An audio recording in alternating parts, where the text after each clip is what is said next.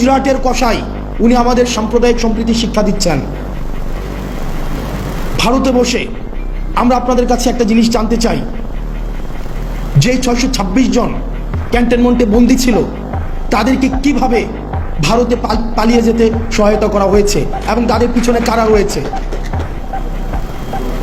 আপনারা নিজেরাই দেখেন, আমরা এই বিষয়গুলো জানি। এই বিষয়গুলো 5ই আগস্ট পূর্ববর্তী পুরো সময়টা আমরা এই ঘটনার একদম সাথে আমাদের সরাসরি সম্পৃক্ততা ছিল।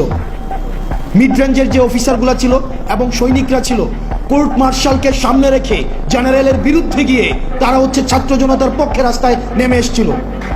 আমরা তাদের প্রতি আমাদের দায়বদ্ধতা অনুভব করি। ইউনিফর্ম পরা যে অফিসাররা রয়েছে, যে সৈনিকরা রয়েছে, আমরা আপনাদের প্রতি দায়বদ্ধতা অনুভব করি। আপনাদের দায়বদ্ধতার জায়গা থেকে আপনারা নিশ্চিত করবেন যে এই 626 জন যারা এই ফেসিবাদের এনাবলার ছিল, কোলাবোরেটর ছিল, এই ফেসিবাদের যারা পৃষ্ঠপোষকতা দিয়েছে, যারা এই ফেসিবাদকে ডালপালা আকারে মহিরূপে গড়ে উঠতে সহায়তা করেছে, তাদেরকে কারা সীমান্ত পাড়ি দিয়ে আজকে ভারতে একটা সেফ এক্সিট করে দিয়েছিল, আপনারা সেই বিষয়টিকে নিশ্চিত করবেন।